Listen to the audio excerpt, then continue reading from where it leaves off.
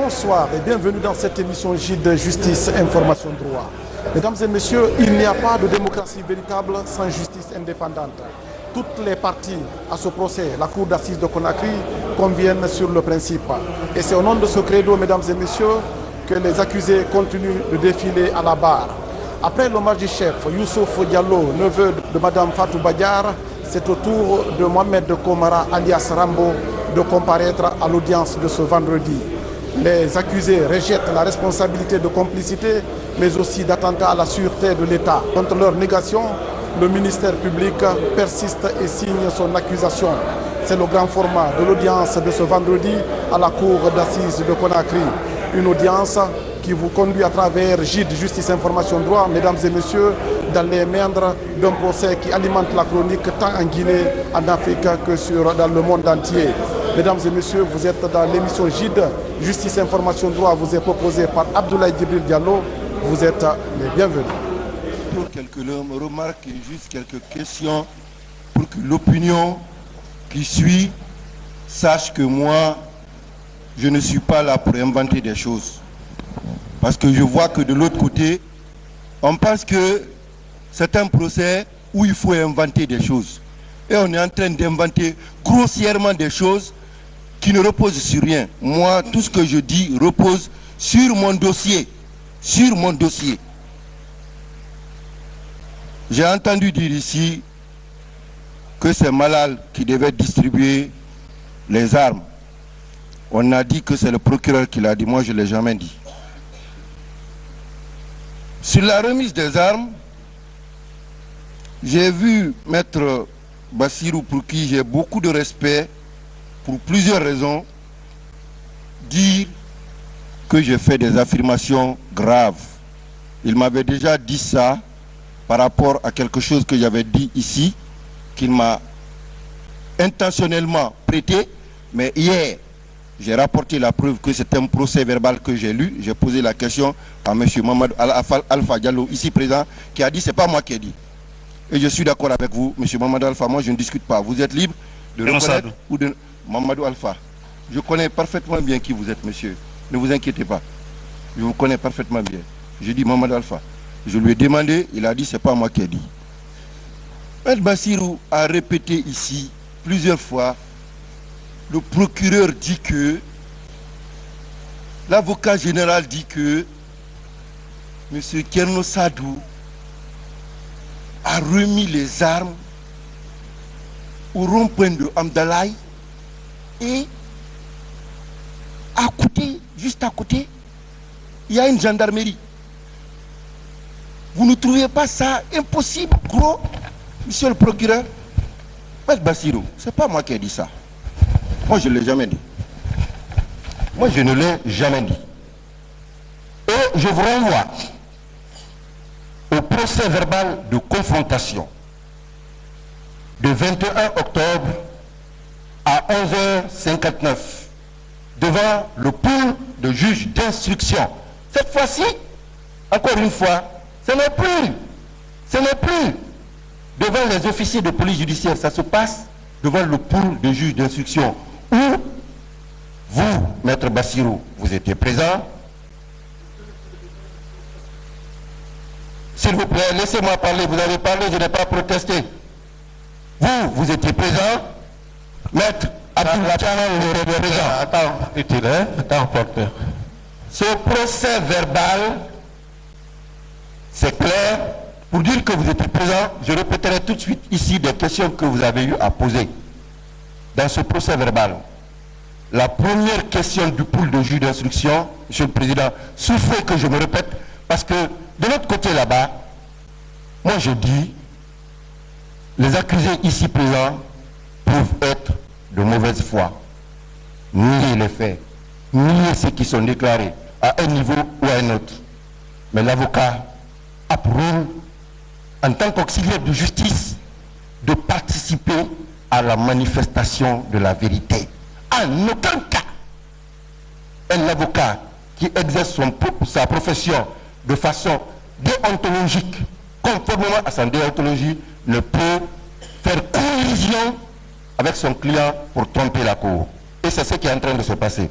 Monsieur le Président, à la première question du pool, posée cette fois-ci par les juges d'instruction même, M. Thierno Sadou a répondu ceci. Oui, je connais le nommé Baba Alimou Bari. Je ne lis pas tout le procès verbal, rassurez-vous. Je vous lis juste les parties saillantes qu'on est en train de contester.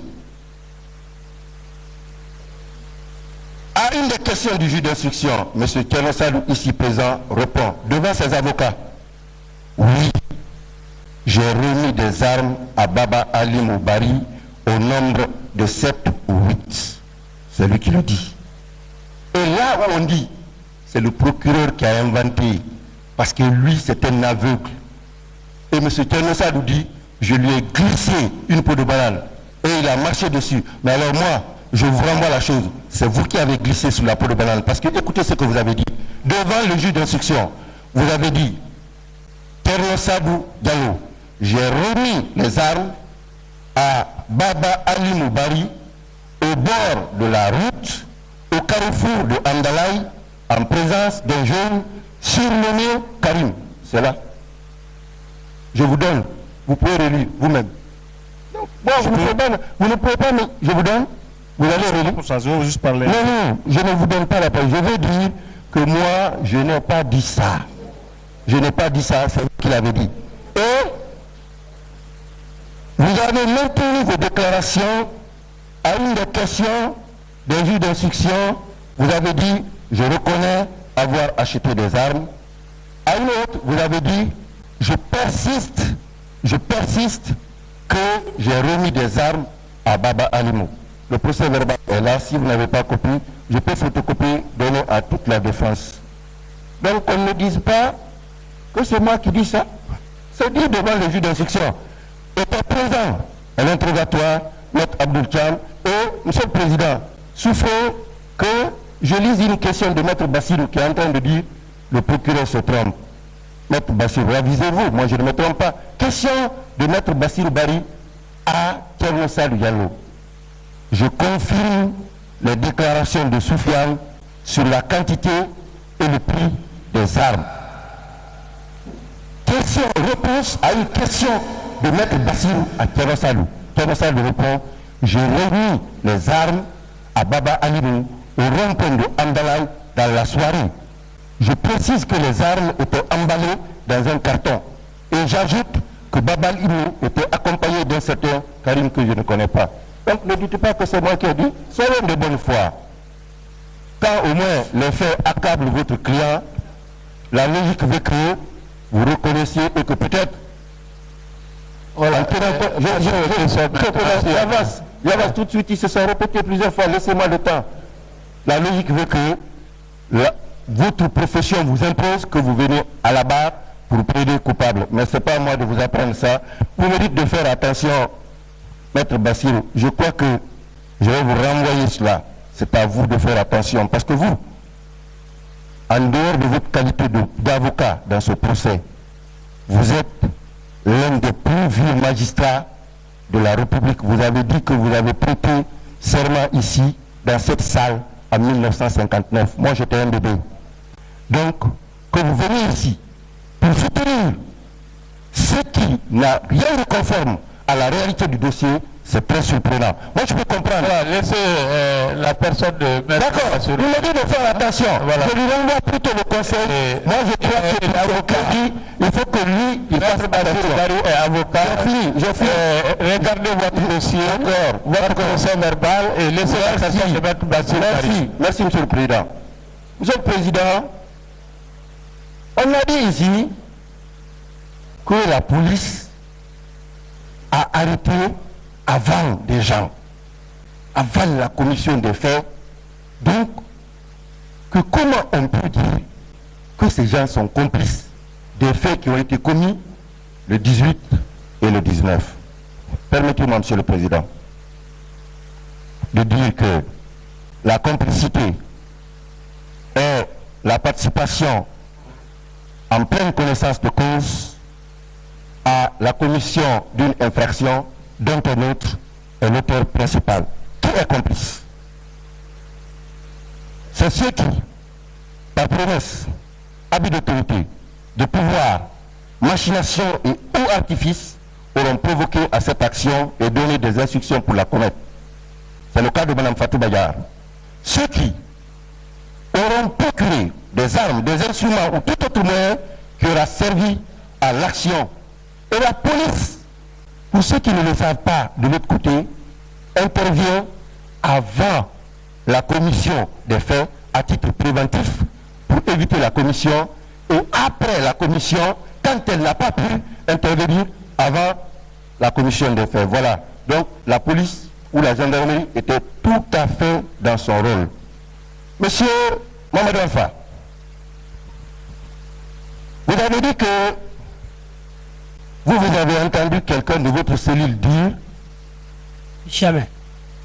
Attendez, je finis. J'étais dans la cellule. Je finis. Ok. Peut-être que je me trompe, mais ne vous pressez pas. Si vous vous pressez, vous n'allez même pas voir ce que je vais dire. Calmez-vous. Calmez-vous. Moi, je ne suis pas nerveux. D'accord? Je n'ai rien contre vous, hein? Moi-même. Voilà. Moi, je ne fais que relater les faits. Donc, calmez-vous. D'accord? Oui. Bien. Vous avez dit qu'à partir de là où vous étiez, à la gendarmerie, vous avez entendu un gendarme dire pour A ou B, c'est fini aujourd'hui. C'est ça? Oui. Où vous étiez? Où vous étiez? J'étais dans la prison. Quelle prison? À la brigade de la gendarmerie départementale en ville ici. Bien. Il était quelle heure? Ça, je me souviens pas. Bon, comme vous ne vous souvenez pas de l'heure, je vous prie, ne parlez pas de ça. Parce que c'est extrêmement grave. Ce qui est arrivé à AOB, moi, M. AOB, attendez, je finis. Ce qui est arrivé à M. AOB, c'est M. AOB est mon témoin. Ça a été su à partir de 8h, 9h du matin. J'ai trouvé M. AOB sur la table d'opération le matin très tôt. Il n'a pas pu, quelqu'un n'a pas pu parler de cela parce que personne ne savait d'ailleurs qu'il était arrêté. Je fais partie des premières personnes qui ont su qu'il a été arrêté. Et je l'ai trouvé sur la table d'opération. Donc, ne dites pas ça, c'est un peu grossier comme mensonge. Ensuite, vous avez dit que vous avez entendu cette personne-là. Bien sûr. Attendez, bien sûr. On passe ce détail. Vous avez dit que vous avez entendu cette personne-là. Vous avez aussi entendu les coups de feu cette nuit-là, du 19 au 18? Je n'ai pas entendu les coups de feu. D'accord, ok. Jamais. D'accord, ok. Vous avez dit dans votre déclaration que vous avez aidé Mme Fatou Bayar à transporter un certain nombre de choses. N'est-ce pas? Vous avez aidé Mme Fatou Bayar à transporter un certain nombre de choses. Oui. Hier, j'ai oublié de vous demander, c'est pourquoi je reviens sur la question. Aujourd'hui, je vous demande, vous avez dit aussi que vous êtes parti au kilomètre 36 prendre des bois. Ça aussi. Je n'ai jamais été à 36 pour prendre les bois. Jamais. Moi, je le lis dans votre déposition. Je ne l'ai jamais dit. D'accord, merci, monsieur Mamadou Alpha. Je retiens simplement, et j'aimerais revenir là-dessus pour que la Cour le sache, que vous avez dit qu'à la gendarmerie, vous n'avez pas été torturé.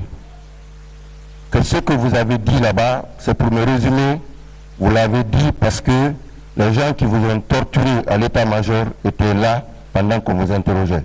C'est ça? Oui. Merci, je vous remercie. Donc, Monsieur le Président, je passe rapidement pour dire que Monsieur Thierno Sadou, ici présent, a soutenu que Thierno Soufiane est mort parce qu'il a été torturé, parce qu'il y a eu ceci, il y a eu cela, et c'est lui qui a fait arrêter Thierno Soufiane. Il a ce regret-là. Je vous donne le certificat médical. Il est là. Il a été suivi. Les examens ont été même faits dans des laboratoires en dehors de la prison. Il y a un laboratoire. Jamais. S'il vous plaît, laissez-moi parler. Monsieur le Président. Pardon, Monsieur le Président. C'est pas comme ça. C'est pas comme ça. Pardon. Les fiches sont là, Monsieur le Président.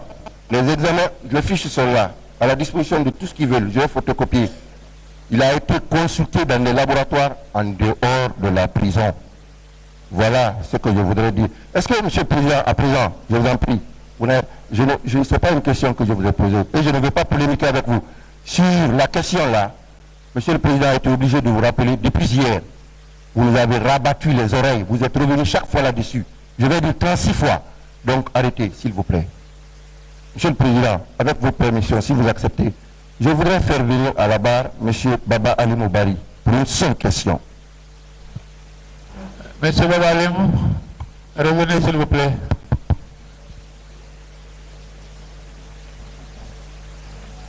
Venez à la barre.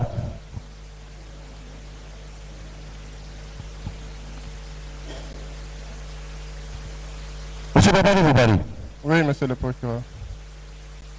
À ma question de savoir qu'est-ce qui s'est passé quand les gendarmes sont venus chez vous, vous avez dit que quand on vous a sorti, on vous a amené là et on vous a montré les armes. C'est ça?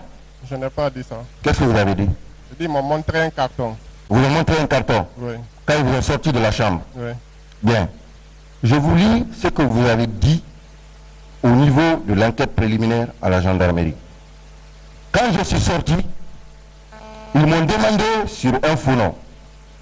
Je les ai répondu que moi, mon nom est Baba Alimou.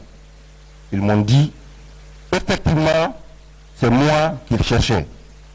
Ils m'ont demandé d'aller vers le véhicule et de l'ouvrir. La clé n'étant pas avec moi sur place, ma soeur est allée pour les donner. C'est ainsi que les gendarmes ont ouvert, donc il était là, séance tenante. Avant lui, la voiture n'avait jamais été ouverte. C'est ainsi que les gendarmes ont ouvert la voiture et ils ont trouvé ces 7 armes de guerre, 5 tenues militaires et 4 boîtes chargeurs avec munitions. C'est là que j'ai été interpellé et conduit à l'escadron mobile numéro 18 de la gendarmerie nationale. C'est bien vous qui avez dit ça? Je n'ai jamais dit ça. Envoyez mon PV, vous allez voir. Vérifiez-le. En fait, Monsieur le Président. Laissez-moi monsieur le Président. Il m'a posé une question, il n'a qu'à me laisser répondre, s'il vous plaît. Oui. Le véhicule, elle a vérifié. La serrure est gâtée. J'étais clair dans mes propos. Ils n'ont qu'à envoyer le PV là ils m'ont fait signer. Vous allez voir la vérité. Ça, c'est leur résumé. Ils ont colmaté des informations. Ils ont colmaté des informations. Ils ont colmaté des informations, ils ont fabriqué des choses. Ils veulent mettre ça sur mon dos. Je ne sais pas pourquoi ils me cherchent.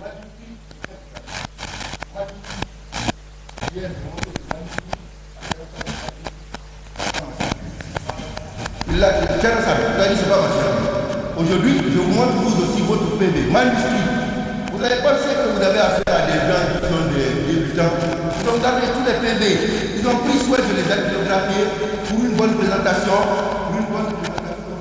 Devant la justice, voilà votre PV manuscrit, M. Baba Alimou, qui est tout à fait conforme au PV dactylographié que j'ai. Voilà, il est là, regardez-le. Prenez, donnez-le lui. Voilà. Manuscrit.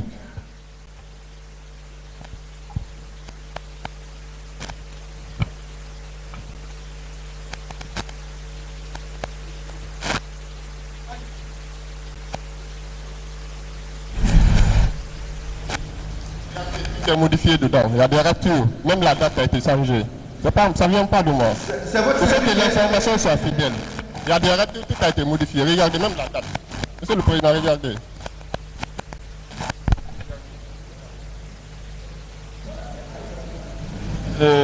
C'est le 20, hein?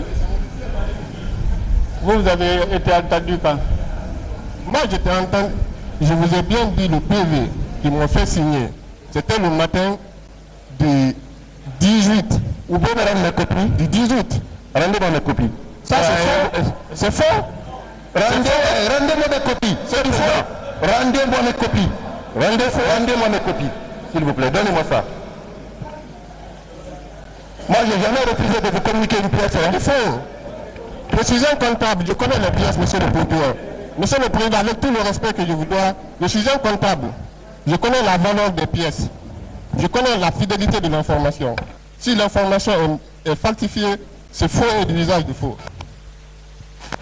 Ces procès-verbaux-là ne viennent pas de vous. Monsieur le Président, Voilà. Continuez les on questions. m'a demandé s'il y a les copies originales. Voilà, c'est les copies originales. Mais les copies originales là, je les donnerai pas n'importe comment. Hein. Je les donnerai pas n'importe comment. S'il vous plaît. Je suis prêt à communiquer toute pièce que je produirai ici. Mais ce que j'ai pour soutenir mon accusation, vu ce que je vois de l'autre côté, je ne communiquerai pas mes pièces n'importe comment. Je vous remercie, monsieur le Président, j'en ai fini. Vous avez fini? Vous avez fini? Voilà.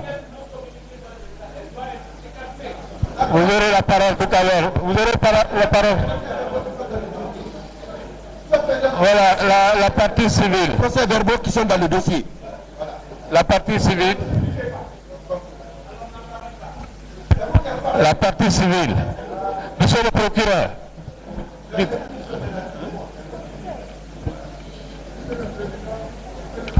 Monsieur le Président, Monsieur le Président, Monsieur le Président, j'ai été nommément mis en cause. Vous aurez la parole tout à l'heure, maître. Vous aurez la parole tout à l'heure. Patientez. Patientez. On est là, dans cette salle, on est là. Patientez. Hein? Vous aurez la parole. Voilà, mettre la main. C'est mettre le bouillard, hein? Qui veut? Mettre la main Kamano. Maurice Lamé Kamano.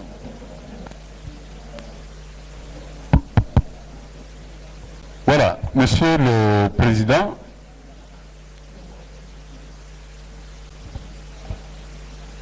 Baba, s'il vous plaît. Baba, allez à votre place.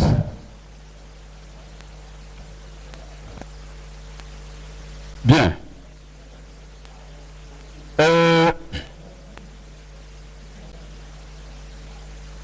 Ma première question va s'adresser à M. Thiam. Monsieur Thiam? Non, quand je dis l'étudiant en médecine. Thierno Sadou, excusez-moi. Monsieur Thierno Sadou. Oui, maître. Vous avez déclaré à la Cour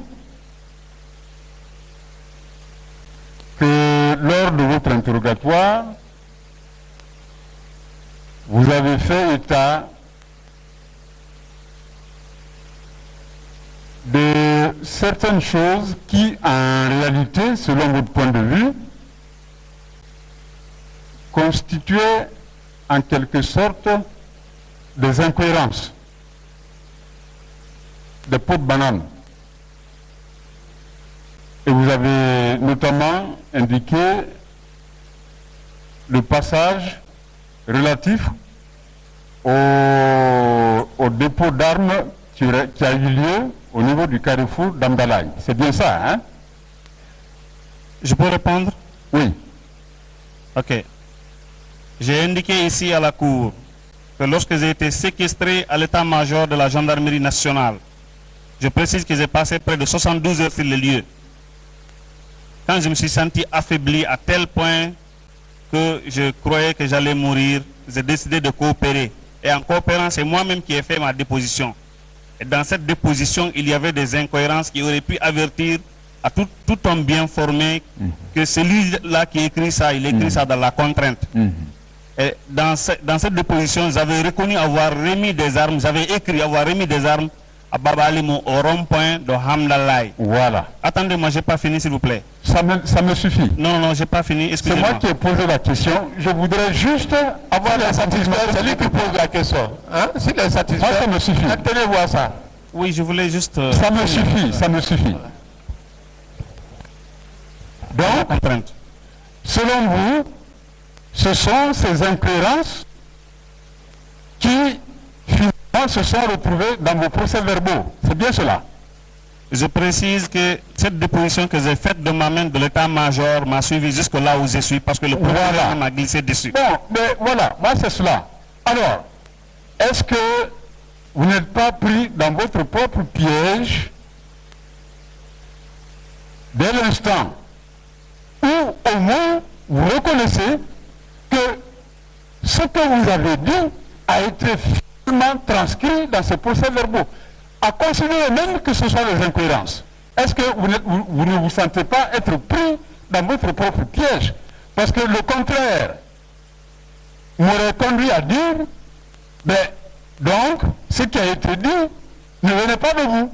Mais puisque vous admettez que ces incohérences existent et vous reconnaissez les avoir dites, alors, j'en conclus, peut-être vous serez d'accord avec moi, que donc ce qui a été dit par les gendarmes ou par le juge d'instruction vient effectivement de vous. Non, je ne le confirme pas. Je l'ai fait dans la contrainte à l'état-major. Mais ça, c'est une autre chose. C'est une autre paire de manches. Et devant le juge d'instruction, je n'ai jamais dit ça. Et à l'état-major, même, je ne l'ai pas dit, j'ai écrit. Mais ça a été noté. C'est ce qu'on veut vous dire. Et vous avez reconnu que vous l'avez dit. Ici, à cette barre, vous l'avez reconnu. Moi, c'est ça, c'est ce que je recherchais. On va passer à autre chose.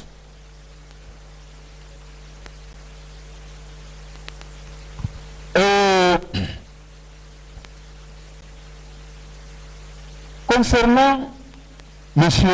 Baba Alimou,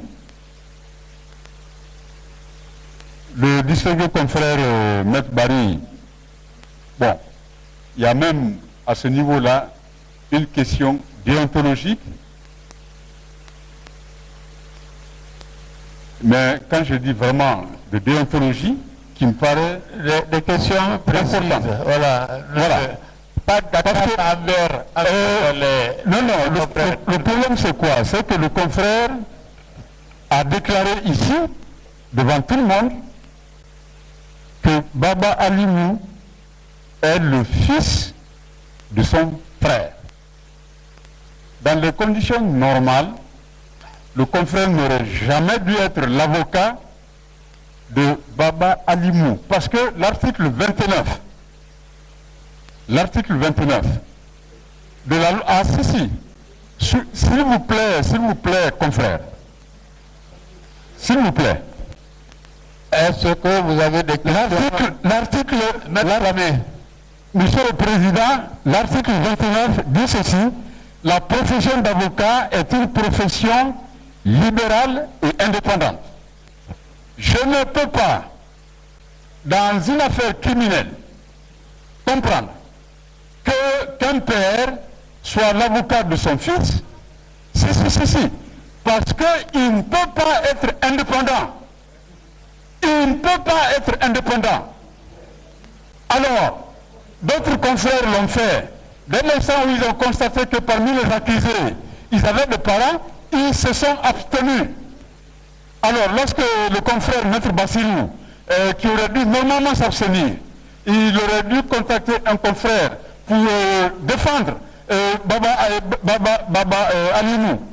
Parce que le problème que vous avez, il vous a dit ici que c'est le fils de son frère. Donc c'est son neveu. Alors, Monsieur le Président, même au cours de votre délibération, cet aspect-là ne va pas vous échapper. Ah oui, parce que lui-même, il en a fait la déclaration. Et il ne peut pas être indépendant. C'est pourquoi, dans ce dossier, Maître Bassirou Barry aurait dû s'abstenir de plaider dans ce dossier pour Baba Alimou Barry. Pour les autres, je peux comprendre, mais pas pour Baba Alimou Barry. Et à la limite, il aurait même dû s'abstenir. Ça, c'est une question de déontologie et la loi est très claire là-dessus en son article 29. Il ne peut pas être indépendant. Que voulez-vous qu'il vous dise? Voulez-vous qu'il plaide coupable pour son neveu? Même si, par ailleurs, les éléments du dossier l'amenaient à le faire. Mais c'est cela. Pourquoi? Parce qu'il y a un lien de parenté étroit Donc, il ne peut pas être indépendant. Ça, que ce soit très clair. Donc, ne soyons pas étonnés que Maître Bari, en parlant, et d'ailleurs il a démontré, de M. Baba Limbaï, qu'il refuse de voir ce que tout le monde peut voir, qu'il refuse d'entendre ce que tout le monde peut entendre, parce que c'est humain à la limite. Voilà. Maintenant, Monsieur le Président, la question elle demeure, c'est pourquoi je dis c'est vraiment une question sérieuse de déontologie. Par rapport aux procès verbaux, mais Monsieur le procureur général n'avait même pas besoin de dire oui, il y a des manuscrits, parce que les procès verbaux qui sont dans votre dossier sont dûment signés par chacun des accusés, par les juges. Et nous avons déjà indiqué qu'à aucun moment de la procédure, y compris devant le juge d'instruction, y compris devant la chambre d'accusation, personne n'en a contesté l'authenticité, la régularité. En tout cas, si c'était le cas, des ordonnances, des décisions auraient été prises contre lesquelles, éventuellement, il se serait pourvu en cassation. Ça n'a pas été le cas. Maintenant, et je vais terminer par cela, quel est le régime juridique d'un arrêt de renvoi? La question, elle est cruciale. À ce stade de la procédure, quel est le régime juridique d'un arrêt de renvoi comme celui qui a été rendu par la chambre d'accusation et qui renvoie les accusés devant votre cour? Monsieur le Président, il est dit que l'arrêt de la chambre d'accusation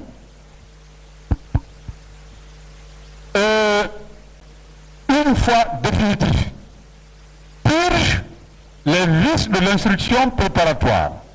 Il n'est plus possible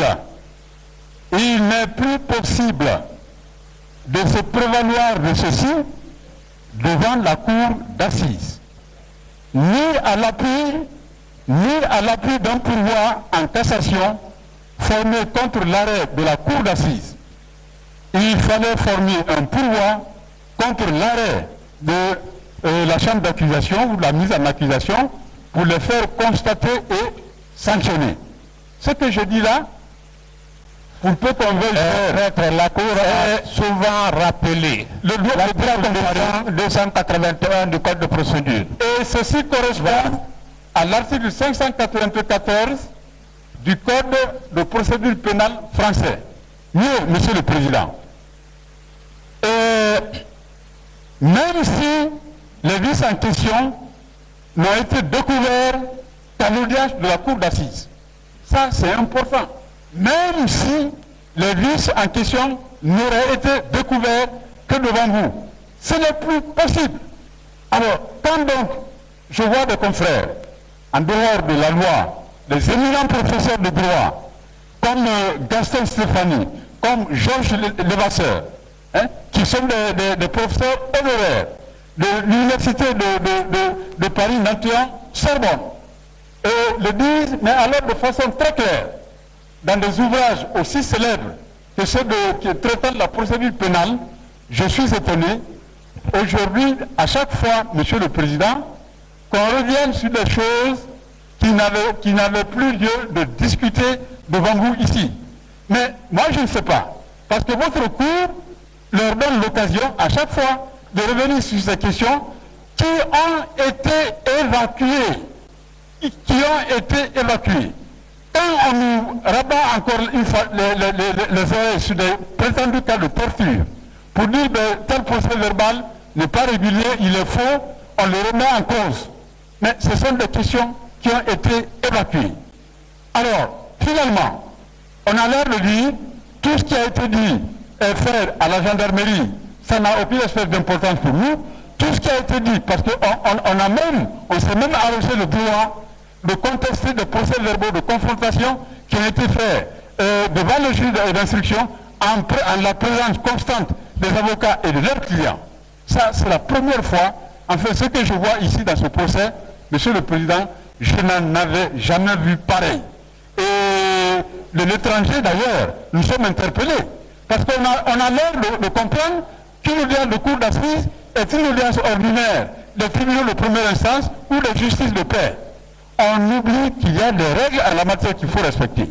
Ce qui n'a pas été discuté, ce qui n'a pas été attaqué avant ce terrain de renvoi, on ne peut plus le faire ici. Même si par ailleurs, ces nullités-là ou ces cas-là s'étaient révélés devant vous, ce n'est plus possible. Bon, moi c'est très simple. Nous avons dit dans ce dossier, Monsieur le Président, les choses étaient tellement claires. Bon, et Monsieur le procureur général l'a dit, on tente désespérément. Vous avez tellement expliqué, désespérément, on a compris. Oui. Si vous avez des questions, passez sur les questions maintenant. Ça, c'est compris. Je vous ai toujours dit qu'au terme de l'article 281, toutes les nullités ont été purgées par l'arrêt de renvoi. Depuis toujours, je ne fais que reprendre cela. Bon. Alors, ne revenez plus sur ça. La Cour a sa position par rapport à cela, parce que ça découle d'une disposition légale. Bon, d'accord. Alors, moi, le plus important, si la Cour nous a compris, c'est le plus important. Et maintenant, il y a des choses qu'on a entendu dire ici. Ça, j'ai entendu une voix qui a dit, c'est fini pour AOB. Je ne sais pas, M. Keno Sadou, quand vous dites des choses... Bon, Maman, excusez-moi. Mamadou Alpha. Mamadou Alpha. Bon, c'est bien de faire des affirmations. Mais, ici, quand vous faites des affirmations, rassurez-vous, que vous pouvez l'étayer, que vous pouvez prouver ce que vous... Parce que les paroles ne sont pas des paroles de Gilles. On va y croire tout de suite. Hein? Donc, j'ai entendu, je ne sais plus à quelle heure, bon, c'est votre droit, mais c'est une chose, quand vous faites une affirmation, comme on le dit couramment, ne faites pas une affirmation gratuite. Elle n'est pas susceptible d'être objectivement vérifié, d'être prouvé. Bon, la Cour, de toute façon, j'en ai la conviction, ne suivra pas tout le monde sur cette voie. Nous, Monsieur le Président, au niveau de la partie civile, nous sommes sereins. Et la difficulté, c'est du côté de la défense, parce que tout simplement, avant qu'ils n'occupent ce dossier, leurs clients avaient déjà raconté les faits dans leur matérialité. Et ils sont...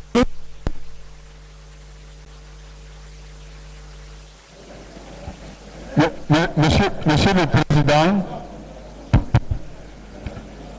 pour nous, c'est un dossier sérieux et je vous promets que je termine par ça. C'est un dossier sérieux que la défense va faire. Suivez. Mais chacun aussi, suivez. Que chacun garde présent à l'esprit que ce pays a frôlé la catastrophe, mais alors une grande catastrophe. Il n'en demeure pas moins que l'attaque qui a été portée contre l'intégrité physique de M. le Président de la République et qui a entraîné des morts, qu'on garde présent à l'esprit que ce ne sont pas des faits inventés. Parce que quand j'entends dire de l'autre côté, c'est une fausse attaque. Mais, Monsieur le Président, je ne sais pas si on le dit par cynisme ou si vraiment on veut peindre tout ce tableau-là en noir, c'est-à-dire ne même pas voir la réalité en face. Alors, quand de telles affirmations sont déclarées ici, sont faites à cet égard, Monsieur le Président, il faut les amener à dire... On vous remercie. Passez le micro à Maître Maurice. Voilà. Donc, merci encore une fois. Bon, ça, c'est le Président seul qui peut me le demander. Voilà, Maître. Voilà, on vous remercie. La Cour vous remercie. Oui, il y a des questions. Monsieur le Président, oui. Juste un rappel de texte de loi et une brève observation. Et à force de coopérer dans certaines circonstances, sans avoir eu à réfléchir longuement, on finit par être victime de sa mauvaise coopération. À force de monter des pièces dans certaines circonstances, sans avoir eu à réfléchir longuement, on finit par tomber dans ces mauvais pièges. C'est pourquoi, Monsieur le Président, je voudrais très respectueusement que la Cour donne acte à la partie civile de l'ensemble des déclarations de l'accusé Mamadou Alpha Diallo, contenu dans le PV du 23 juillet 2011, en ce que librement, solennellement, l'accusé a déclaré de façon on ne peut plus claire n'avoir subi aucune contrainte, aucune torture à la gendarmerie. Donc, Monsieur le Président, que la Cour veuille bien nous donner acte de l'ensemble de ces déclarations. Et en ce qui concerne Monsieur Terno Sadou Diallo, que la Cour également donne acte à la partie civile de l'ensemble de ces déclarations contenues dans le PV numéro 350 du 21 octobre 2011, en ce que, Monsieur le Président, ces déclarations ont été faites devant deux ténors du barreau de Guinée, en l'espèce mes excellents confrères, M. Thiam et M. Bassirou, anciens magistrats depuis 1959 et anciens ministres de la Justice. Et en ce qui concerne les questions de communication des originaux de certaines pièces, je termine mes propos en vous rappelant les dispositions de l'article 273 du Code de procédure pénale. L'accusé et la partie civile ou leurs conseils peuvent prendre ou faire prendre copie à leurs frais de toutes les pièces de la procédure. Article 273. Il n'est délivré gratuitement à chacun des accusés qu'une seule copie des procès verbaux constatant l'infraction, des déclarations écrites des témoins et des rapports d'expertise. Monsieur le Président, il ne faut pas inventer où le législateur n'a pas légiféré, parce que dans les rangs de la défense, il y a un conseiller national. Il sait très bien que les lois sont faites, Monsieur le Président, de façon sereine au niveau du CNT. Donc on ne nous lance pas dans des théories qui ne reposent sur aucun élément légal, objectif, vérifiable. C'est ce que j'avais à dire et j'en ai fini sous toute réserve. Voilà. Merci. Oui.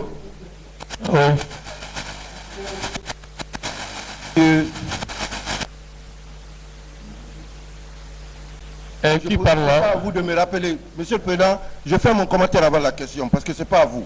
J'ai un commentaire. Je le fais. Parce que c'est pas à vous de me rappeler ça. Que je sache. Monsieur Terno Sadou, vous avez souvent fait état de votre appartenance politique ici. Vous l'avez martelé depuis hier. Aujourd'hui aussi, vous êtes revenu plusieurs fois là-dessus. Permettez-moi, humblement, de vous rappeler les dispositions de la Constitution guinéenne en la matière. L'article 7 de la Constitution guinéenne dit ceci: chacun est libre de croire, de penser et de professer sa foi religieuse, ses opinions politiques et philosophiques. Il est libre d'exprimer, de manifester et de diffuser ses idées ou opinions par la parole, l'écrit et l'image. L'article 8 dit: tous les êtres humains sont égaux devant la loi.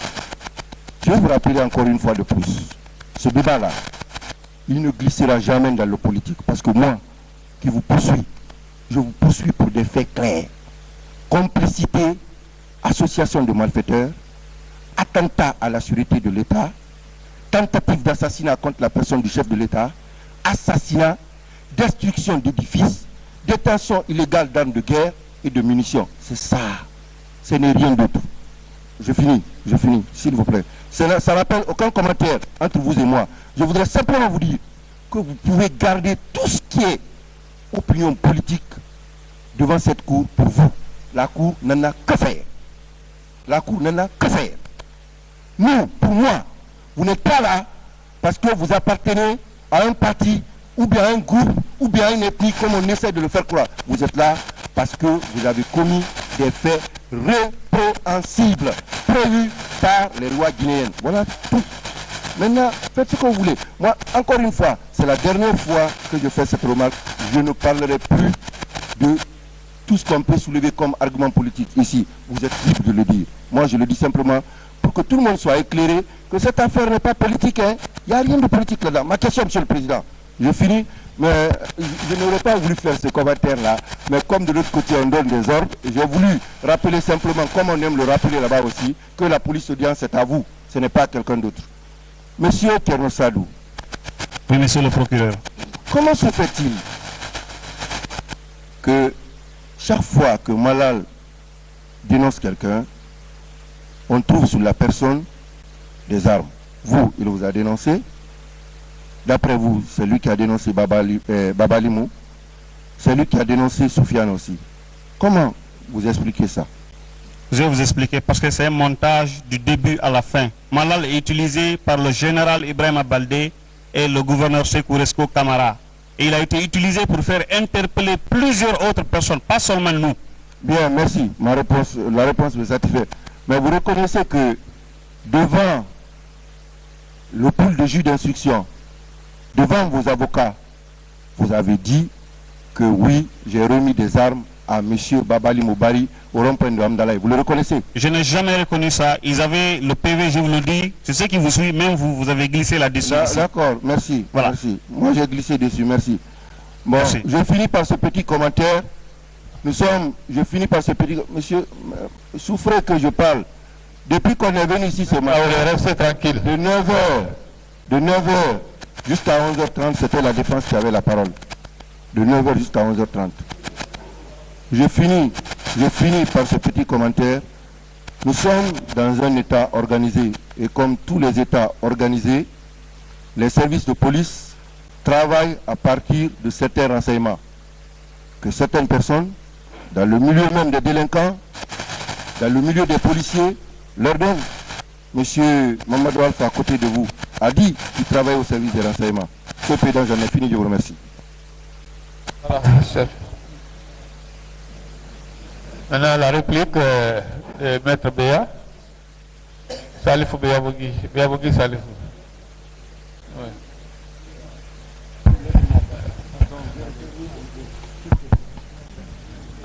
Comprenez-vous, hein, voilà.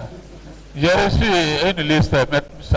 D'accord. Monsieur le Président, étant notre doyen, je vais le laisser passer. Hein, parce que nous ne respectons pas la déontologie, mais nous avons un doyen parmi nous que nous respectons quand même. J'aurais souhaité qu'il prenne la parole et nous allons le respecter jusqu'à la fin de sa vie, Monsieur le Président, parce que nous l'aimons. Tout ce que nous apprenons, c'est de lui. Contrairement à ce qui se manifeste de l'autre côté, chacun doit être à sa place. Donc je vous prie d'accepter qu'il intervienne avant moi. Voilà, Maître Bassir Barré, prenez le micro. Je vous remercie. Monsieur le Président, je vous remercie. J'aurais souhaité que mon ami et honorable contradicteur soit là pour que je puisse lui répondre. Monsieur l'avocat général revient régulièrement sur des sujets qui ont été amplement débattus ici. La seule conclusion que j'en tire, c'est qu'il est en difficulté. Il est en difficulté. Et nous n'allons pas le... Le procureur général est en difficulté. Oui, c'est ce que j'ai dit, le ministère public. Voilà. Deuxième chose, Monsieur le Président, il faut que nous prenions l'habitude, puisque on donne des leçons de déontologie, de ne pas mettre nommément en cause les confrères, comme ça a été fait de l'autre côté. Le ministère public non plus ne doit pas mettre nommément en cause un avocat. Je suis l'avocat de Babali Mbari. Monsieur le Président, je suis vraiment désolé. Je suis ahuri, je pèse mes termes, d'entendre dans la bouche de quelqu'un qui enseigne le droit à nos jeunes que parce que je suis le parent de Babali Mbari, je ne dois pas être son avocat. Ça, c'est extraordinaire. Monsieur le Président, je vous renvoie à l'alinéa 2 de l'article 269 du Code de procédure pénale guinéen. Guinéen, je dis. Ce n'est pas le code français. Hein. Je devrais peut-être lire l'alinéa premier d'abord. Le conseil ne peut être choisi ou désigné que parmi les avocats inscrits au barreau. Alinéa 2, les avocats inscrits à un barreau étranger ne peuvent être désignés que s'il existe une convention de réciprocité entre la République de Guinée et leur pays d'origine. Alors, Monsieur le Président, alinéa 3, toutefois, à titre exceptionnel, le Président peut autoriser l'accusé à prendre pour conseil un de ses parents ou amis. Un de ses parents ou amis. C'est-à-dire que Babalima avait la liberté de prendre un parent ou ami comme conseil, même s'il n'est pas avocat. Même s'il n'est pas avocat. Alors, quand un professeur de droit vient dire ici qu'un avocat ne peut pas défendre un de ses parents, je suis ahuri, je tombe de nuit. Monsieur le Président, c'est effrayant.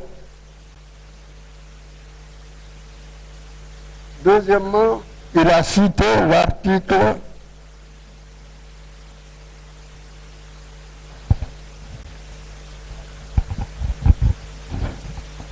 594 du Code de procédure pénale français. Moi, je l'ai ici. Je l'ai ici. Non, s'il vous plaît, ce n'est pas moi qui l'ai cité. En matière criminelle, l'arrêt de renvoi de la chambre d'accusation, devenu définitif, fixe la compétence de la cour d'assises et couvre, s'il y a lieu, écoutez bien, les vices de la procédure antérieure.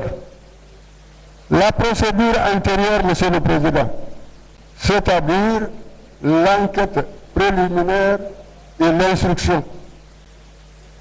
Il ne couvre pas les vices de procédure de l'arrêt de la chambre d'accusation. Je crois que ceci est très clair, Monsieur le Président. Alors, quand on fait des citations, il faut avoir la loyauté de les citer à bon escient. L'article 594 du Code de procédure pénale français concerne l'enquête préliminaire et l'instruction. L'arrêt de la chambre d'accusation ne saurait en aucune façon couvrir sa vraie nullité et ses propres nullités. Ça n'a aucun sens. Quant à cette histoire Maître Barry, un tel ne peut pas être l'avocat de son neveu. Monsieur le Président, vraiment, c'est dommage. C'est vraiment dommage, Monsieur le Président. Je souhaite que désormais, on fasse attention. Monsieur le Président, malgré toutes les acrobaties sémantiques,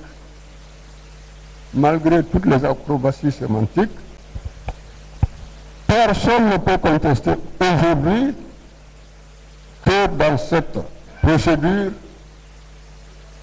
on a fait un usage important de la procédure pour essayer d'extorquer des accusés ici présents certaines déclarations. Je ne dis pas que c'est dans tous les cas. Je dis simplement qu'on a fait usage de la torture. Babalim porte encore les traces de cette torture. De Gaulle est ici. Nouidjam n'est pas ici. Il est là-bas. Un général,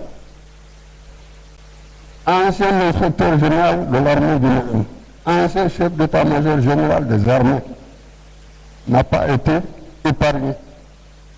Toujours au PM3 là-bas, Monsieur le Président. C'est Babalim qui va être épargné, ou bien c'est Mohamed Alpha ou c'est un autre. Monsieur le Président, nous sommes héritiers du système qui a prévalu chez nous de 1957 à 1984. Il y a un nombre important d'ouvrages qui ont été écrits sur le camp Boiro. Et dans ces ouvrages, on a décrit les méthodes qui étaient utilisées pour extorquer des aveux à des gens, notamment la diète noire qui a été brièvement évoquée ici. Ils vous ont dit, certains pendant 13 jours, d'autres pendant Babalim pendant 2 jours et d'autres pendant je ne sais pas combien de jours, on les a privés de nourriture et d'eau. Dans ces conditions-là, Monsieur le Président, est-ce que vous êtes étonné que ces gens-là disent la vérité? C'était la vérité du ministre de Boiro, ici c'est la vérité du gendarme. Donc, ce que je veux dire, Monsieur le Président, Monsieur l'avocat général s'arc-boute sur le procès-verbal de la gendarmerie. Une fois, il parle du procès-verbal établi après audition chez le juge d'instruction. Je ne discute pas parce que Kémy Sab a longuement expliqué dans quelles conditions tout ceci est arrivé. Mais de ce procès verbal même résulte l'absurdité de certains propos. 2 personnes quittent chacun son quartier, ils viennent se rencontrer devant la gendarmerie pour que l'un livre des armes à l'autre, des armes de guerre. On peut dire à Kémy Sab qu'il a vendu des armes de guerre. Devant les propos que lui il invoque, il dit que je n'ai jamais vendu une arme de guerre à quelqu'un. Il vous a dit dans quelles circonstances il a été amené à faire l'acquisition d'une arme de chasse de calibre 12. C'est cette arme de calibre 12 qui est devenue arme de guerre. Monsieur le Président, avec Monsieur l'avocat général et certains confrères, nous avons visité ECO 3, où on nous a montré d'une part le Mirandi de Fatou Bazar, évidemment il n'y avait pas d'armes, et on nous a présenté un certain nombre d'armes censé être saisi sur Wabalim. Je dis censé. On a amené ici des armes. Nous avons ça. Aucune des armes qu'on nous a présentées là-bas, comme étant saisies sur Baba Alim, ne figure ni ici, ni ici. Je rappelle sous le contrôle de M. l'avocat général. Parmi les armes censées être saisies sur Baba Alim, il y en avait 4 autres, très allongées. Et spontanément, un des gendarmes a déclaré, je le dis sous son contrôle, ah, vous voyez ces armes-là, une seule personne ne peut pas les opérer. Il faut au moins 2 personnes. J'ai posé la question, dans ces conditions, est-ce qu'on peut utiliser cette arme sans avoir subi un minimum d'entraînement? On me dit non, c'est pas la peine de poser cette question. Pourquoi? Ces armes n'ont pas été présentées ici. Ensuite, elles ne figurent pas ici. Alors, Monsieur le Président, permettez-moi de terminer par là. Il y a une arme qui est censée être saisie sur Blavalim. C'est un pistolet mitrailleur Uzi. Je vous renvoie à la page 34 de l'album. Monsieur le Président,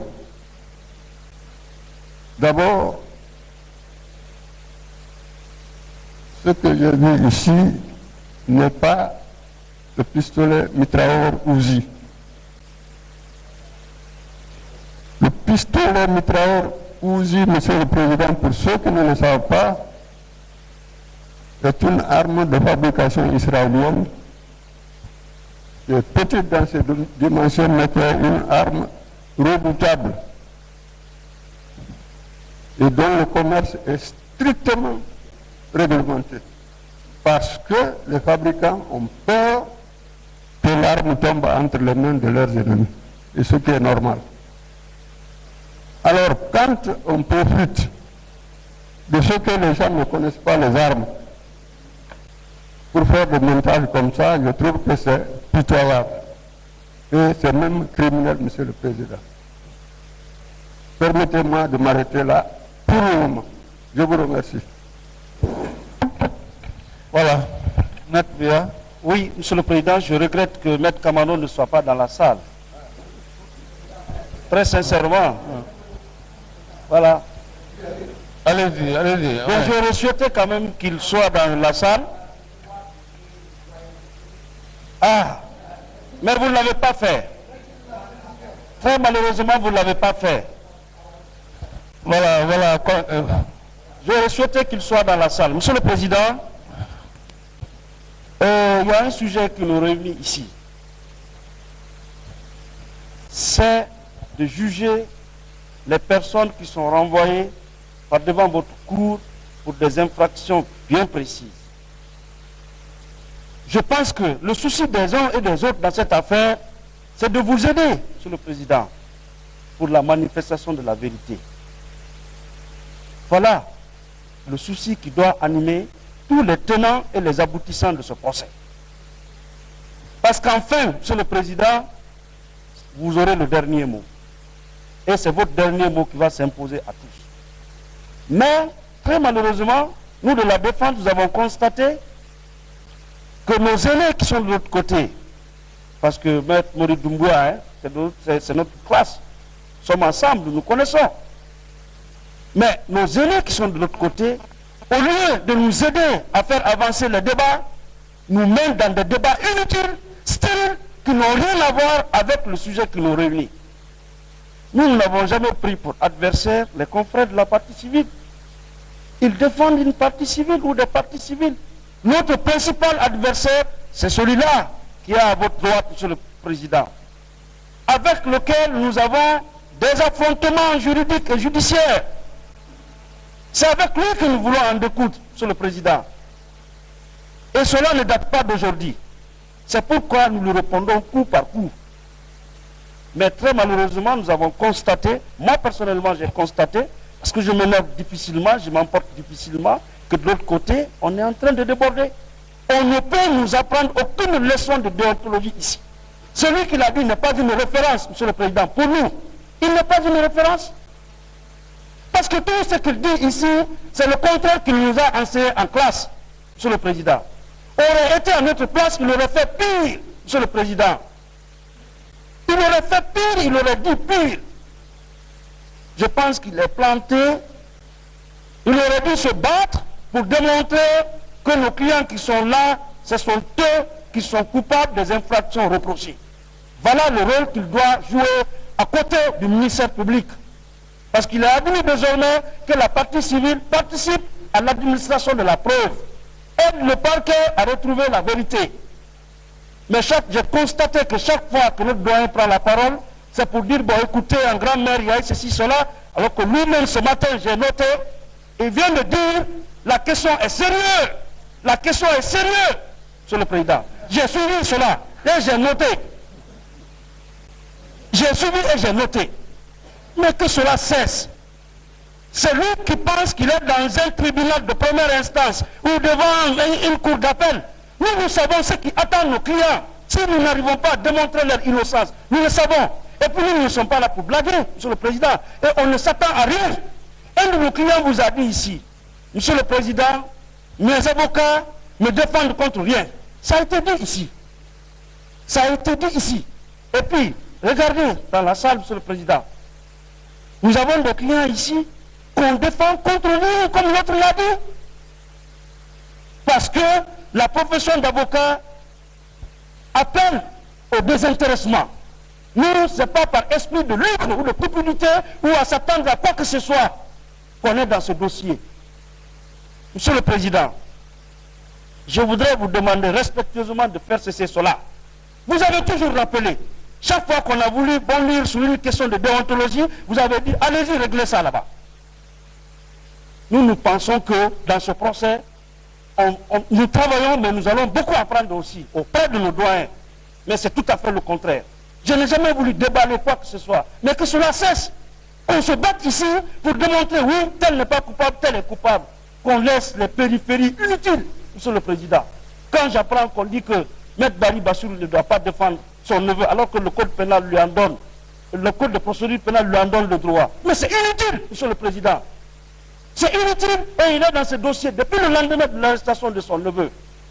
Que cela cesse. Et puis, quand on essaie de dire qu'il n'y a rien de politique dans cette affaire, c'est faux. Et je mets au défi quiconque de me rapporter la preuve que les infractions poursuivies contre nos clients ne sont pas politiques. L'image de la Guinée est ternie, suffisamment ternie. On a eu des prisonniers politiques ici. Comme on a abordé le changement, on dit non, il ne faut plus accepter d'avoir des leaders d'opinion en prison. Sinon, ils sont poursuivis pour des infractions éminemment politiques devant une juridiction de droit commun. C'est vous qui nous l'avez enseigné. Rappelez-vous que vous nous avez dit que pour qualifier une infraction politique, on se place sous deux angles. Sur la théorie subjective et la théorie objective.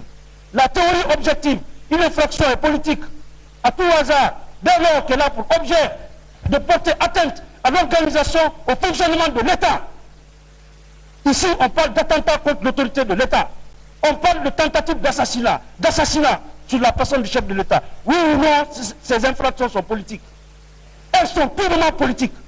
On aurait pu créer une juridiction d'exception, mais c'est pour éviter d'avoir sur le dos l'opinion nationale et internationale.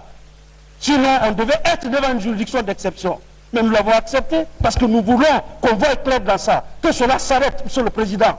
Les leçons de déontologie inutiles, nous n'en voulons plus. Voilà, nous sommes des acteurs d'audience. Suffisamment entendu. Et nous sommes désormais prêts à répondre coup par coup. Le doyen est là, nous le respectons. Nous voulons que tous les doyens qui sont dans ce dossier-là se respectent. Parce que si vous respectez les anciens, les jeunes vont vous respecter.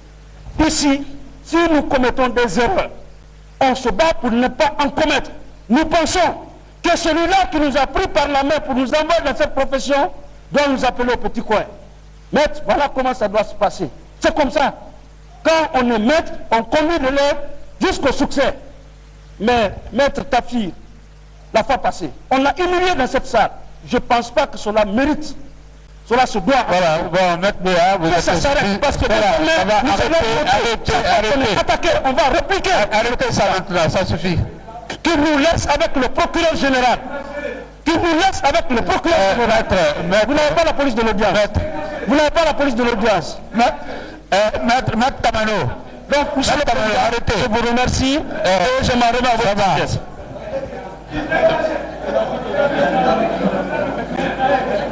Laissez-moi intervenir, s'il vous plaît. Laissez-moi intervenir. Ah, si, il y a une liste. Maître Béa, s'il vous plaît, s'il vous plaît.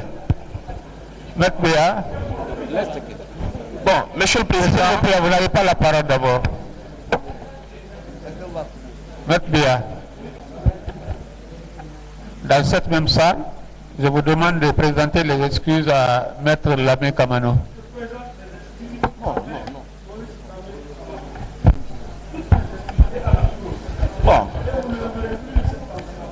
Bon, Monsieur le Président.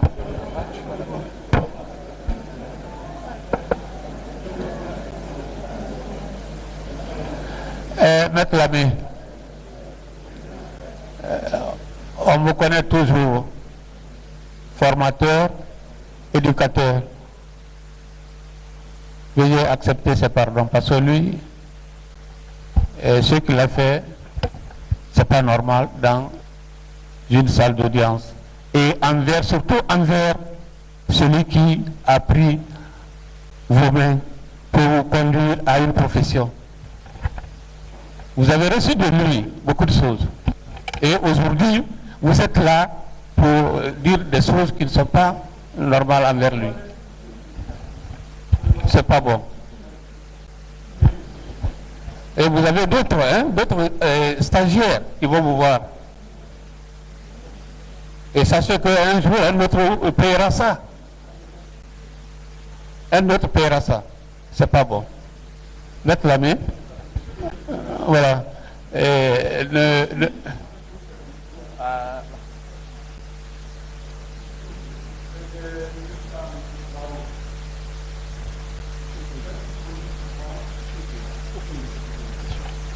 On n'est pas là pour ça. Antoine Traoré, en 73, était chef de chaire de magistrature. Je continue encore à l'appeler monsieur. Il m'appelle monsieur, pas parce qu'il est avocat général, depuis toujours. Maître Sadifou sont des étudiants que j'ai reçus il n'y a pas très longtemps. Et je me félicite aujourd'hui que nous soyons tous dans ce prétoire. C'est une fierté pour moi. Et je m'en félicite. Croyez-moi, Monsieur le Président, je n'ai jamais dans ma vie professionnelle eu la moindre intention. Au contraire, j'ai toujours œuvré dans le sens de la qualification de chacun d'eux. Parce que c'est la relève. Et je peux bien entendu commettre des erreurs. Avec Maître Barry, il n'y a eu que Charles, il le sait.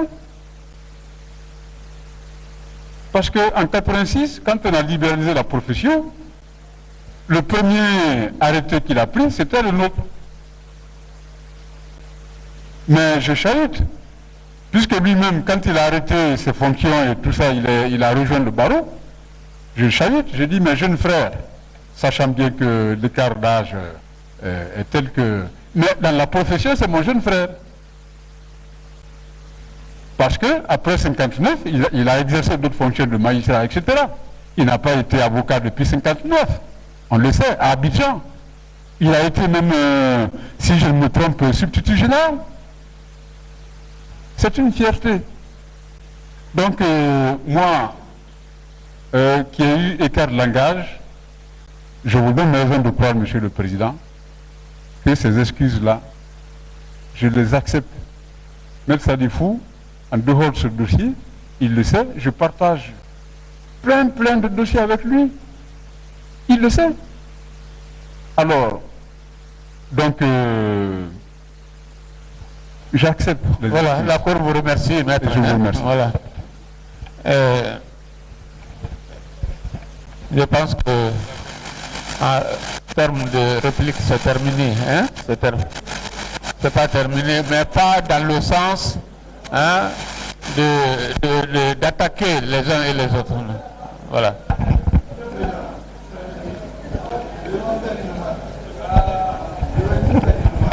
Attendez. On va continuer. Oui. Je ne voudrais pas qu'on revienne, qu'on retombe encore dans cela. Aucune polémique avec qui que ce soit. Et je vous garantis que moi j'ai fini avec les accusés là. Ce que je veux vous dire, c'est que hier déjà, la défense avait répliqué 1 ou 2 fois. Aujourd'hui, elle a répliqué. Ça fait la 3e ou la 4e fois qu'elle réplique. Je ne sais pas si vous devez laisser la défense intervenir indéfiniment sur une question. Je pense qu'on a largement épuisé.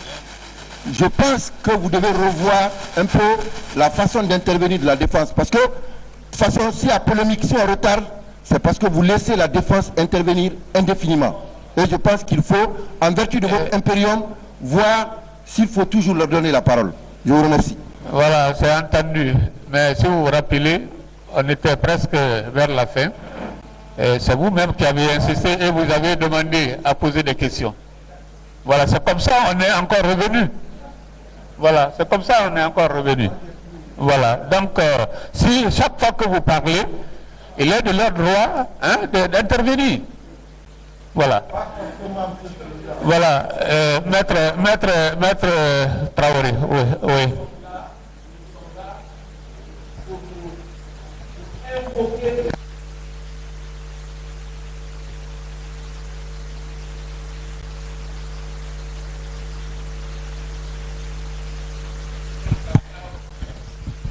Les questions gênantes ont été soulevées par la défense et auxquelles il tient absolument à répondre, même quand ce n'est pas nécessaire. La parole reviendra en dernière position à la défense. Je crois que c'est élémentaire cela. C'est élémentaire. Lorsqu'on est le meilleur avocat du pays et le meilleur magistrat du pays, on doit comprendre cela quand même. C'est vraiment élémentaire, Monsieur le Président. Je continue parce que je ne veux pas engager de polémique sur ce point précis. Je voudrais rappeler et remercier d'ailleurs Maître Mori Doumbouya qui dit que le droit pénal est d'application territoriale. C'est le principe de la territorialité. Mais ce n'est pas nous qui avons commencé à brandir ici Jean-Claude Soyer. Ce n'est pas nous. Moi, j'aurais voulu que l'on brandisse le code pénal et le code de procédure pénale. Je trouve même que c'est une insulte pour la Guinée que le législateur guinéen, représentant de tous les Guinéens, dise voilà ce qui doit se passer. De l'autre côté, on nous dit non, Jean-Claude Soyer a dit c'est ça, donc c'est ce qui doit se passer. Je me demande s'il faut faire le choix entre Jean-Claude Soyer et le législateur guinéen. J'aurais même souhaité que ce livre-là disparaisse complètement de la table de monsieur le procureur. Mais il va continuer à s'en prévaloir, c'est pas grave. Monsieur le Président, nous parlons de communication de pièces. Il faut qu'on soit très précis.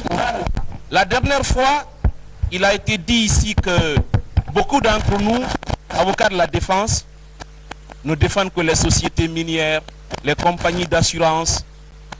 C'est vrai. Mais malgré cela, nous savons que si en matière civile, la communication de pièces est de rigueur, pour le respect du principe du contradictoire, la règle ne vaut pas en matière pénale. Mais je répète parce que la répétition elle est pédagogique quelquefois.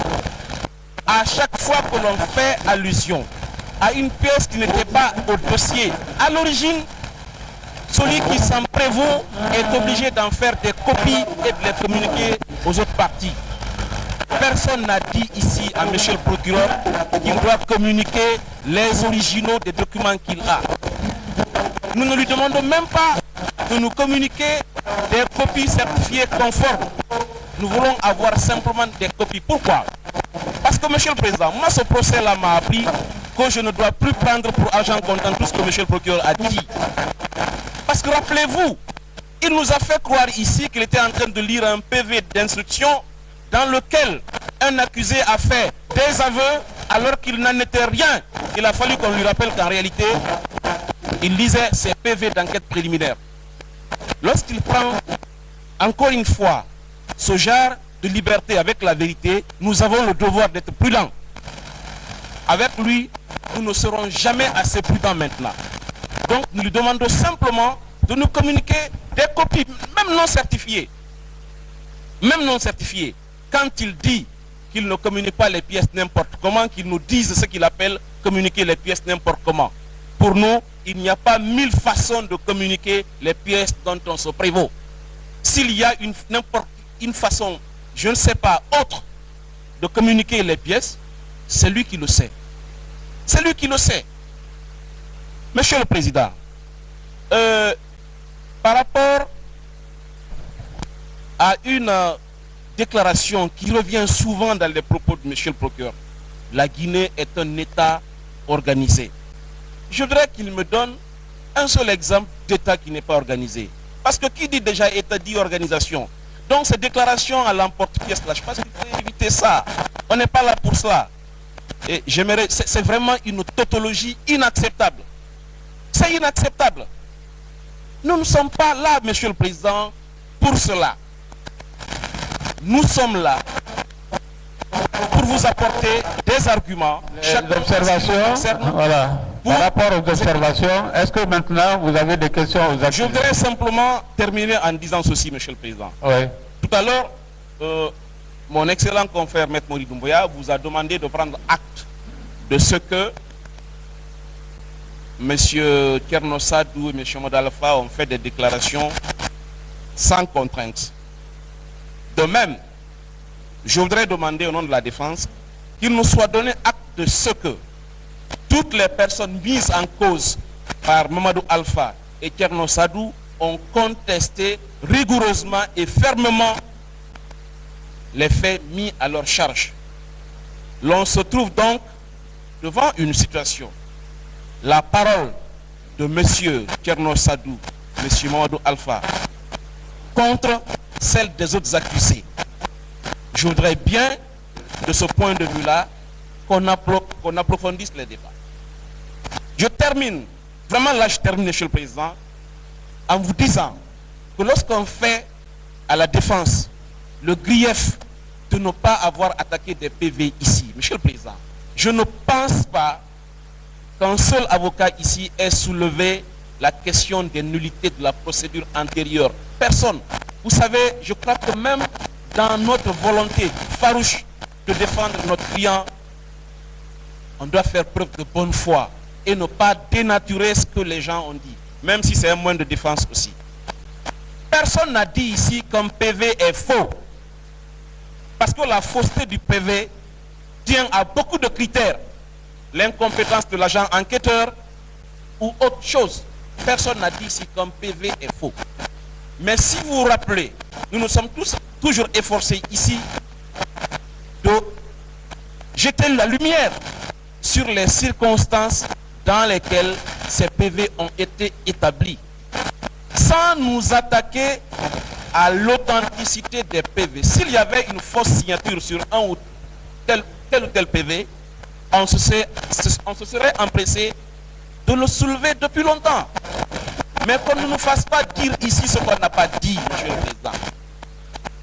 La règle selon laquelle l'arrêt de renvoi purge les nullités de la procédure antérieure, tout le monde connaît ça ici, même si quelquefois on essaie d'amputer les textes d'une bonne partie de leur contenu. Et d'ailleurs, Maître Bassirou Bari a pris quelqu'un tout à l'heure en flagrant délit d'amputation d'une partie d'un texte parce que cela ne l'arrangeait pas. Heureusement, nous avons les mêmes textes. Nous avons les mêmes textes. Donc, je ne vais pas être plus... Voilà, on comprend que je vous remercie. Les observations. Voilà. On vous remercie. Et... Oui, je vous remercie, monsieur le Président. On ne vous a pas donné la parole d'abord. Parce que, attendez. Maître Abakar, c'est là, il y a une liste qui est établie. Non, Maître B a adressé une liste qui commençait par lui-même, et après Maître Mohamed Traoré et Maître Abakar Silla. Avez-vous... Merci, Monsieur le Président. Mon client a fait l'objet de harcèlement, j'allais dire.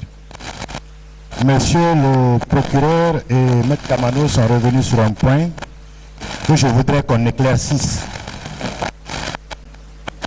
Il a été soutenu que Mohamed Alpha Diallo aurait déclaré avoir entendu un agent dire « c'est fini pour AOB ». Monsieur le Président, on a voulu seulement lier cette déclaration à l'agression que El Comandante aurait subie à Koronti. À la réflexion, pour celui qui connaît le dossier, ni la partie civile, ni le parquet, ni la défense n'ont été témoins de cette déclaration. Mais ce que je veux dire, c'est qu'on ne peut pas lier cette déclaration de Mohamed Alpha seulement à l'agression qu'a subi AOB à Koronti. On pourrait, à la réflexion, lier cela aussi au fait que AOB serait tombé dans un traquenard, dans un guet-apens. Parce qu'on a voulu inciter sur l'heure. C'était à quelle heure? C'était pour arriver à une conclusion. C'était pour dire, il dit c'est la nuit, mais en réalité, AOB, son problème, c'est le matin. Alors moi, je rappelle que la même déclaration aurait pu valoir à ce que ces agents aient compris que réellement AOB est tombé dans le piège dans lequel on lui avait tendu. C'est cette précision que je voulais apporter. Le deuxième point, Monsieur le Président, on a insisté sur le fait que le même Mamadou Alpha aurait déclaré qu'il n'a pas reçu de torture. Je voudrais seulement rappeler que celui qui utilise le terme torture n'a pas un niveau appréciable pour savoir ce qu'est la torture. Parce qu'en même temps qu'il disait qu'il n'a pas subi de torture, il disait en même temps qu'il avait faim. Et d'ailleurs, celui qui avait pris le petit montant qu'ils avaient, on le faisait souvent appel pour qu'ils puissent acheter à manger.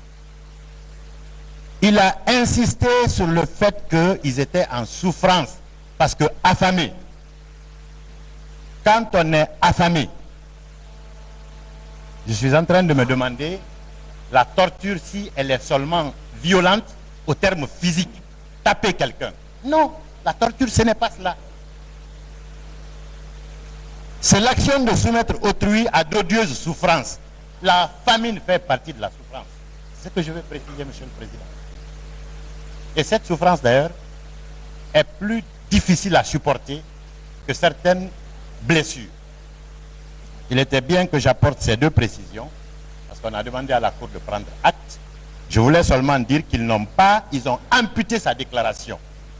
Dès qu'il a dit, j'ai pas été torturé, ils n'ont plus dit que Baba Alimou, Almami Agibou lui aurait dit, c'est ce qu'il a déclaré, que le lieutenant Koulibaly Ousmane a été défenestré. Et que lorsqu'il retournait dans la salle à son tour, de ne pas hésiter de signer. Il était bon qu'il finisse cette déclaration. C'est ce que Mohamed Alpha a tenu comme déclaration. Je vous remercie. Merci pour ces mises au point. Voilà, Maître Amadou Riello. Oui, je vous remercie, Monsieur le Président.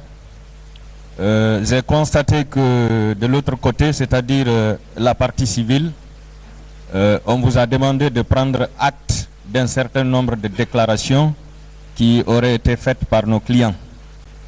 Alors, nous aussi, nous allons vous demander de prendre acte que la partie civile est d'accord pour la comparution des enquêteurs, la comparution du commandant de l'armement, la comparution des officiers généraux que nous avons cités aujourd'hui, de l'équipe médicale et de la garde, Monsieur le Président, de prendre acte.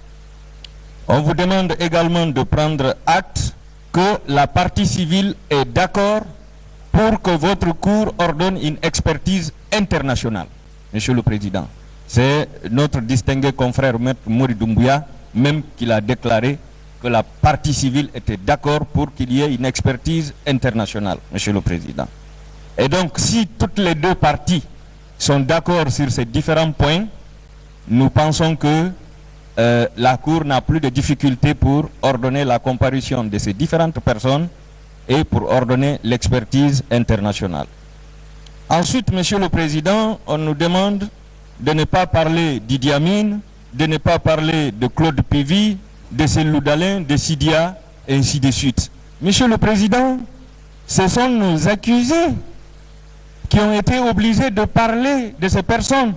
Et ça figure dans les procès-verbaux d'enquête préliminaire que le procureur nous a exhibés ici.